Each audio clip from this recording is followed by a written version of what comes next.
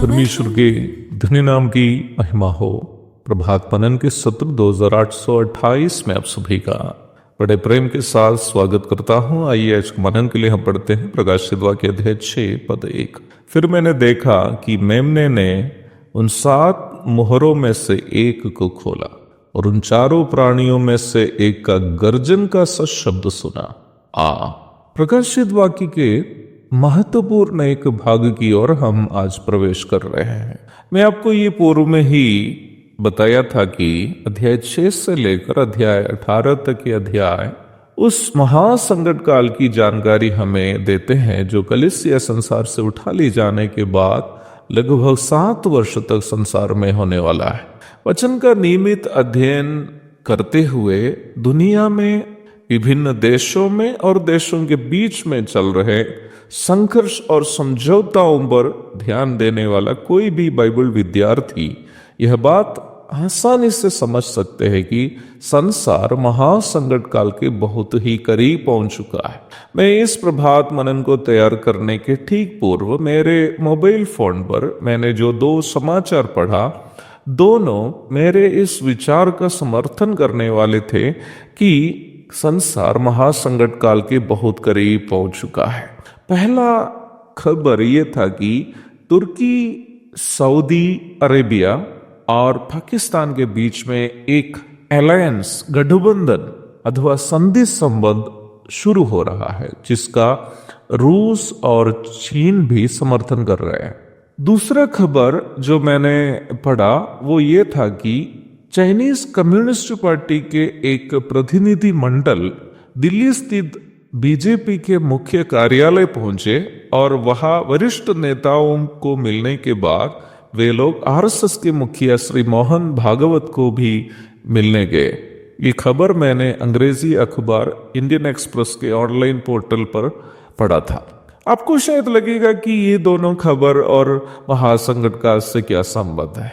काफी संबंध है। इन सब विषयों को आगे के अध्यायों में हम विस्तार रूप से अध्ययन करने वाले होने के कारण फिलहाल उस पर ज्यादा टिप्पणी करना मैं नहीं चाहता, पर आपकी जिज्ञासा का सम्मान करते हुए बस इतना कहना चाहता हूं कि इस्राएल के उत्तर पूर्व में स्थित रूस और अन्य पूर्वी देश जैसे चीन, इंडिया, पाकिस्तान जो परमाणु हथियारों से सशक्त देश है और उनके सहयोगी के रूप में तुर्की, ईरान आदि देशों के एक गठबंधन बनने की सूचना इन खबरों से मिलती है।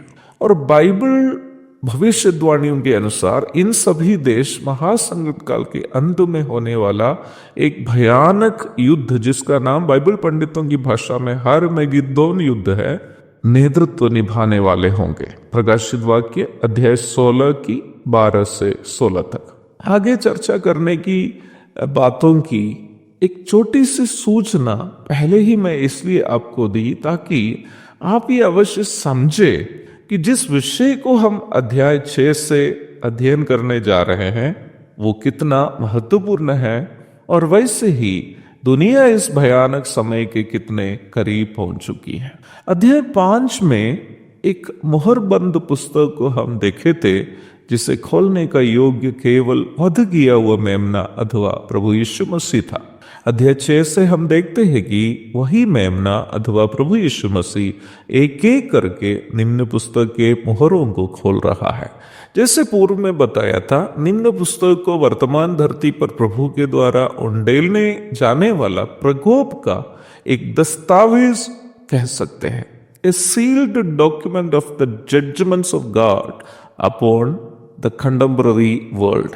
आप पहली पद पर ध्यान दीजिएगा जो हम प्रारंभ में पढ़े हैं। फिर मैंने देखा कि मेमने ने उन 7 मोहरों में से एक को खोला और उन चारों प्राणियों में से एक का गर्जन का सा शब्द सुना, आ कम। अध्याय 3 तक हम कलीसिया को संसार में देख रहे थे। अध्याय 4 एवं 5 में कलीसिया प्रभु के पास सुरक्षित है।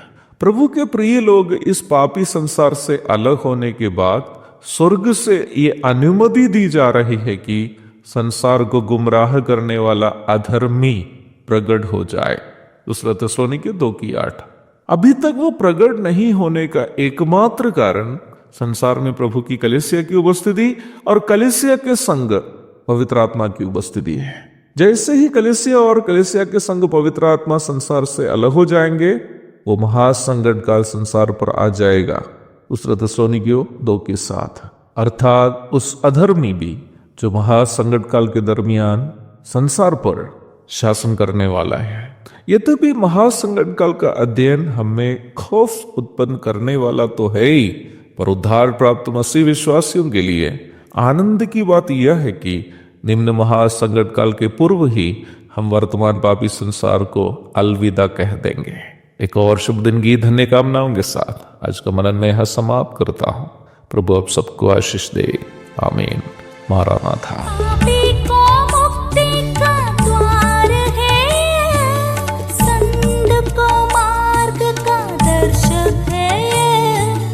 विश्वास जो करते हैं उसके लिए अनंत जीवन का